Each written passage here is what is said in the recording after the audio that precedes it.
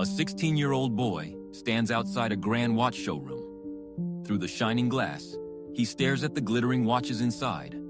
His eyes sparkle. How are these incredible timepieces even made? The smooth tick, the elegance, the power they seem to hold. But just then, the security guard notices him. Move away from the shop. These watches aren't for people like you. The boy steps back, heartbroken but not defeated. That orphan boy was Hans Wilsdorf, the man who would one day create Rolex, the most luxurious watch brand on earth. But how did an abandoned child, with no family, no money, and no name, build a brand that became the definition of success? Because Rolex wasn't just a watch, it became trust. During wars, soldiers relied on it to time attacks. When Tenzing Norgay and Edmund Hillary conquered Everest, Rolex was on their wrists, ticking at the top of the world. Yet, few people know this empire sells watches worth tens of thousands of crores every year and still pays zero tax. How is that possible? Let's go back to where it began. Hans had a happy childhood, until life turned cruel. By 12, he had lost both parents. He was sent to a boarding school, lonely and broken. While others received visits from their families, Hans sat alone, pretending not to care. But behind that calm face burned determination. If no one would stand by him, he would stand for himself. He buried his pain in books. He mastered math and English, sharpening his mind like a craftsman's tool. One day, a classmate mentioned Switzerland, a land where magical machines called watches were made. Hans's eyes lit up. He made a promise. One day, I'll go there. I'll learn how to build time itself. Years later, he did. He worked small jobs, saving every coin until he reached Geneva. At last, he found a job in a watch company. Not as a designer, but as a clerk, winding pocket watches all day. He saw how easily they stopped working, how even a tiny movement could throw them off time.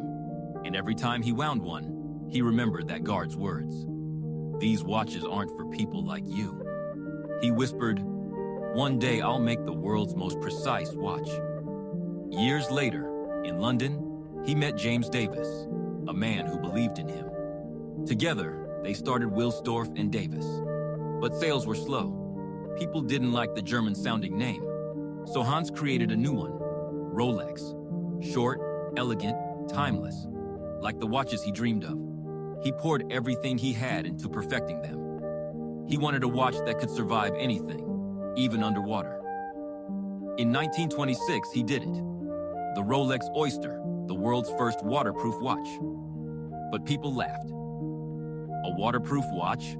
Impossible. Hans didn't argue. He planned. When swimmer Mercedes Gleitze attempted to cross the English Channel, Hans gave her the Oyster to wear. She didn't finish the swim, but the watch did. After more than 10 hours in freezing seawater, it still ticked perfectly. The next day, the Daily Mail headline read, "The Rolex Oyster, the wonder watch that defies the elements." And just like that, Rolex became a sensation. Stores displayed fish bowls filled with live fish and submerged Rolex watches inside. Crowds gathered, amazed to see them ticking underwater. Rolex was no longer just a product, it was a legend. From deep oceans to snowy mountains, Rolex went everywhere. When race car driver Malcolm Campbell broke the world speed record, he said, "At 300 miles an hour, I trust only Rolex." The brand became a symbol of courage, endurance, and excellence. Soldiers wore it. Explorers trusted it. It wasn't about showing wealth. It was about proving worth. But Hans still wasn't satisfied. He wanted a watch that never stopped. So he invented the Rolex Oyster Perpetual, a self-winding watch powered by the movement of the wrist. No winding, no batteries, just perfection in motion. His dream had come true, but life tested him again. Hans lost his beloved wife. They had no children. Once again, he was alone. But this time, he had something precious. Rolex. So he asked himself, what will happen to Rolex when I'm gone? Instead of selling it, he created the Hans Wilsdorf Foundation and donated all his Rolex shares to it. From that day, Rolex wasn't owned by anyone. It was owned by a purpose. its profits would go to education, art, and social welfare.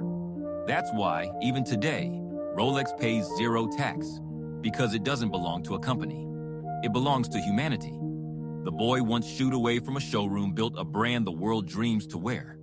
It proves one timeless truth: anything is possible. So if someone you know feels lost or hopeless, share this story. Because sometimes, all it takes is one spark of hope to change everything. See you in the next one.